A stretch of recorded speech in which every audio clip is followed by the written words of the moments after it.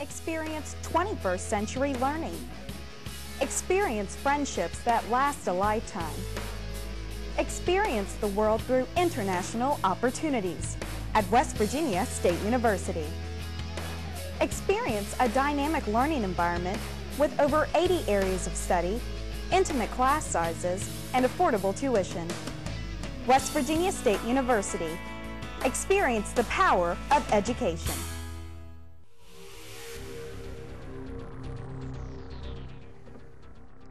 Welcome back. I'm here with head coach Bryan Poore. Coach, thanks for coming on the show, as always. Yes, sir. Always good to be here. Yes, sir. Now, the conference tournament just wrapped up.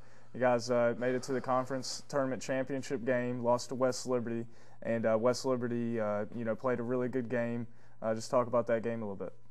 Yeah, it's always good to be one of the last two teams playing, and that's out of the last 8 years we've been in the championship game 5 times.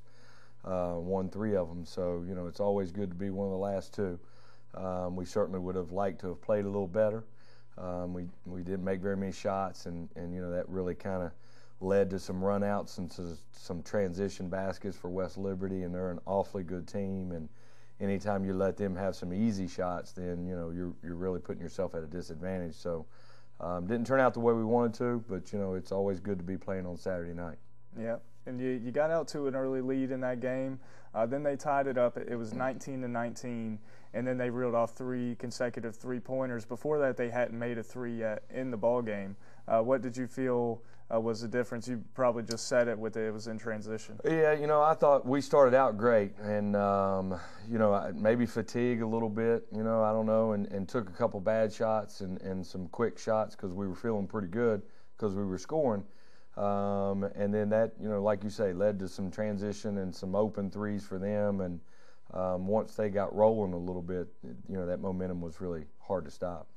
If you go back to the quarterfinal matchup against UC, playing them 2 times in 5 days, which of course is always difficult. You were 3-0 though against UC. You came out with a win 63-60. It's a much different style than you're used to playing. Talk about your philosophy kind of changing going into that game. Yeah, well, when we played them at their place on Saturday, last game of the year, they drove us, especially their bigs. We're driving against our bigs. They spread the court out and just, got to the basket. So they shot the ball well over there, but most teams do at home. And I just thought, I'm going to come out in the zone to start the game, make them prove that they can make jump shots in the Civic Center and take their driving away from them. I knew they wouldn't be expecting that, so they didn't work on that, I'm sure, at all. So we caught them a little bit off guard. Then when, they started not making jump shots, we just kind of stuck with it. I think for the whole game we might have pressed 3 times, and we might have played man maybe, 3 or 4 possessions, and the rest of it was zone. We were even zoning on misses. So, that speaks to the versatility of our kids, and they buy into what I sell them. And so they bought into it. Did a great job playing it. We didn't rebound well out of it, but it got us the win. UC is one of the top rebounding teams in the conference. Is that something that during practice, like over the course of the season, that you worked on all season long to be ready, just in case that situation came up where you were going to surprise the team with the 2-3? Yeah, a little bit, and it was kind of just a matchup zone, and we've had the zone in there and, thrown it in some games here and there, but that was the most we've used it all year in a particular game. So, we do work on it from time to time. I don't feel as though I'm a very good zone coach, to be honest with you. I don't like playing zone. That's probably why. But, the guys really did a good job of, marking the shooters and just, packing it in and making them shoot jump shots. Well, you played UC 3 times this season, 3-0. You beat them their last 5 times, at least that I can think of. I think it's up to 7 right now. 7 games in a row against UC. It says a lot. I mean, the biggest rival to be able to come through. You got some kids. We talked about that after the game. These kids just seem to play clutch against UC. Yeah, they do. And anytime you can beat your rival, is always a good thing. And we have beat them 7 times in a row. Last time they beat us was the year Teddy got hurt and was out, and they beat us both times that year. So we've had a pretty good run against them, which is always good for our school and our community. And it's always a big game. Yeah, no, only 11 miles separate those 2 schools. I mean, it's such a unique kind of atmosphere in those in the games that you play. Aldous and Broadus, it's a little different situation. It's a couple hours away, but I mean it's equally as big a rivalry for different reasons. Definitely is. AB and ourselves have played in some very big games.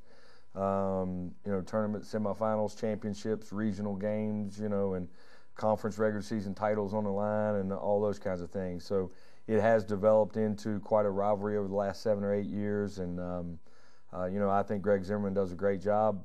He and I don't necessarily get along that well, but so we've had some heated moments. But, it was good to get a win over them there in the semifinals and get to play in a championship game.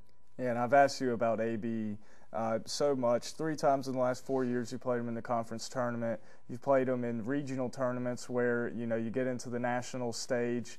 So as you mentioned, so many big games played between you and AB. And what is it about, we talked a little bit about the contrast in styles, fast-paced against kind of a slow it down, more disciplined style. Just what is it about that makes it such an interesting clash when you're out there on the basketball court? Yeah, I think it's just that. They try to really spread you out and don't really play with a post player. And we try to speed you up and try to score in transition. I think I give my guys a little more freedom than what AB gets to go make plays. So, and it's just a different kind of style. But what has made it such an intense rivalry is just like you say, the games that we've played have meant so much, and we've played in some really close games on those stages as well. The last 2 years, though, we played them in the semifinals both years and kind of handled them pretty good in both of those games.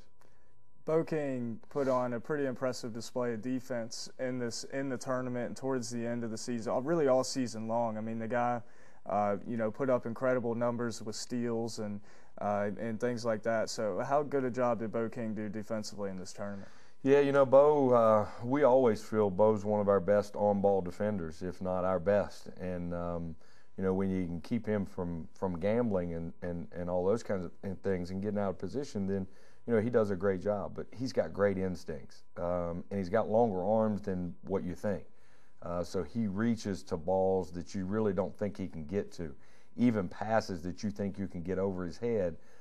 He's got great instincts, long arms, and anticipates very well, which is all, part of it. And our style, gives him some freedom to go for some steals. Yeah, and that's something that he had one game where he was 2 steals away from a quadruple double. One of the, just one of the best performances I've watched at the pit, and I know you felt the same way. Oh yeah, definitely, and a lot of times with Bo, and even that game, I think I know he's having a great game, but then when you get handed that stat sheet and you see all the things that he puts on there, he's just really done a lot for us.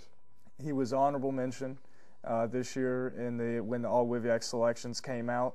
Did you expect to see him a little higher on that? I thought maybe so, and I'm disappointed again that Fred Harris didn't get anything. I mean, Fred Harris is a game changer. And he doesn't get anything. I mean, that's a crime because, in a tournament, especially the Glenville game and even the AB game, I mean, people stop driving in the paint because Fred's going to block it or alter it or what have you. And so, for him not to get anything, I think that was a shame. Yeah, and I mean, that was kind of one of the next things I was going to ask you. Fred Harris snubbed 2 years in a row for All WVAC. I mean, I was thinking 2 years in a row he's an obvious first team selection, and to not get anything, that's what do you think it is? You think it's just because he doesn't score a lot of points? Yeah, it might be that. I don't know what coaches think about sometimes when they fill out that ballot, and sometimes I guess they might feel like that somebody from each team should get something, which I don't necessarily agree with that. This year, for the first time, which surprised me, West Liberty got 3 on the first team. And that's not happened since I've been here. At times, we've had difficulty getting 2 on the first team when I think we've deserved it. Back in the Chris Dunn, Tony Cornette days and all that, I thought both of them deserved it. So, you just never know what they think about. But Fred Harris certainly was a big part of what we've done in the last 2 years. Yeah, and no question about that. I mean, when you go back to the AB game, you remember that one block where he caught the ball out of the air. I mean, just what an incredible display of athleticism. Yeah, and he's another one that's got great anticipation, and you know, to go up there and not block it, just catch it out of the air is a heck of a play, and turned into a transition for us. And you know, he's going to be sorely missed. I can guarantee you that. Hopefully, we can find another Fred Harris.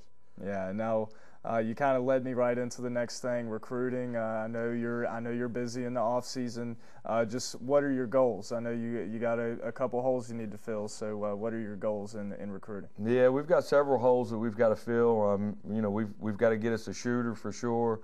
Got to get us a point guard. We need us a couple post players. I mean, we've got several holes that we've got to fill, and you know, we're out there on the road. I was out last night and be out again tomorrow night and through the weekend. So, you know, a lot of times, you know, people think once the season's over, then my job's complete. But, you know, my wife and family really suffer during this time because really I'm gone more in recruiting season than I am during the playing season. So, but, you know, it's a necessary evil because without players, you're not going to have a very good team. So, you know, we'll get out there and find us some good ones and try to keep this thing rolling. Coach, it's been great to follow your team the last 2 seasons, and I'm a big fan of y'all, and best of luck to you in the future. Thank you. I appreciate it, Scott. Always good to be here. Yeah, thanks for coming on all season long. Now, well, that does it for another episode of the Coach's Corner. Thanks to our guests, Todd Hutchinson, Cookie Miller, and head coach Bryan Poore. To follow all WVSU athletics, just go to WVSUYellowJackets.com. You can hear all the radio broadcasts by clicking on the Listen Live link on the webpage. Join us every Thursday night at 7 right here on Sudden Link Channel 22. For all of us here at the Coach's Corner, I'm Scott Wagner, and I'll see you next week.